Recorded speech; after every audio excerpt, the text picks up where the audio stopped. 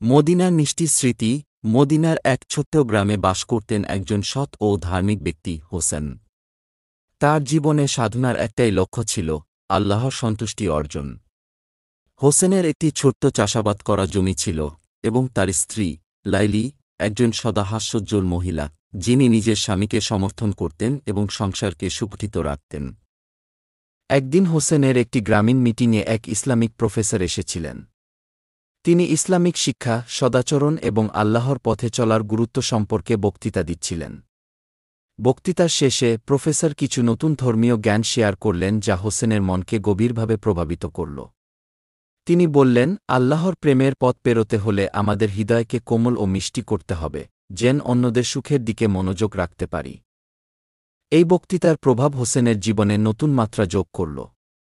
তিনি সিদ্ধান্ত নিলেন যে তিনি তার পরিবারের জন্য একটি বিশেষ উপহার তৈরির চেষ্টা করবেন, যা শুধুমাত্র শারীরিকভাবে নয়, বরং মানসিকভাবে এবং আধ্যাত্মিকভাবে তাদেরকে আরও ভালো করবে।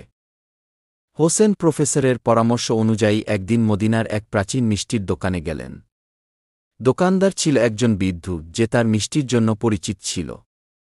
হোসেন দোকানদারকে জানালেন তার উদ্দেশ্য এবং তিনি একটি বিশেষ মিষ্টির রেসিপি জানতে চাইলেন যা তার পরিবারের জন্য উপকারী হবে।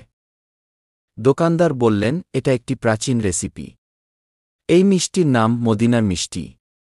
এটি তৈরির জন্য তাজা উপাদান, বিশেষ প্রণালী এবং আন্তরিকতা প্রয়োজন। দোকানদার হোসেনকে মিষ্টি তৈরির প্রণালী বুঝিয়ে দিলেন। হোসেন মিষ্টির উপাদান সংগ্রহ করলেন এবং ঘরে ফিরে এসে কাজ শুরু করলেন।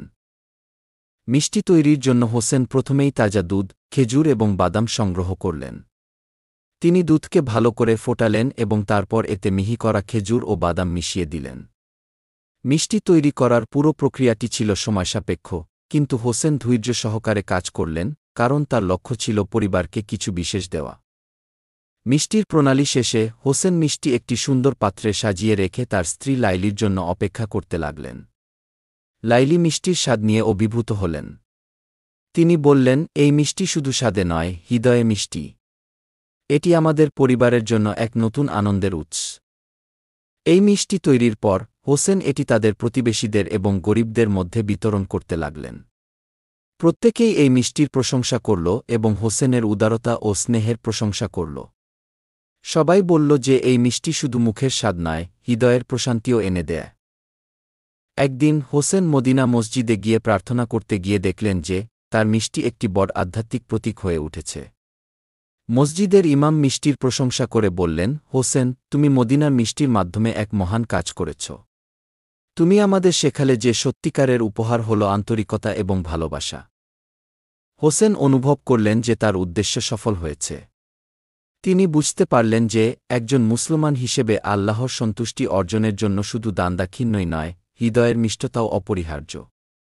এইভাবে হোসেনের মদিনার মিষ্টি শুধু একটি খাবার হয়ে রইল না, বরং এটি তার জীবনের এক অমূল্য শিক্ষা হিসেবে পরিণত হল। অতুলনীয় আন্তরিকতা এবং প্রীতি দিয়ে আল্লাহর সন্তুষ্টি অর্জন করা সম্ভব।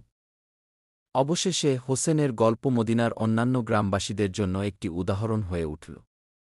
তাদের সবার জীবনও পরিবর্তিত হল।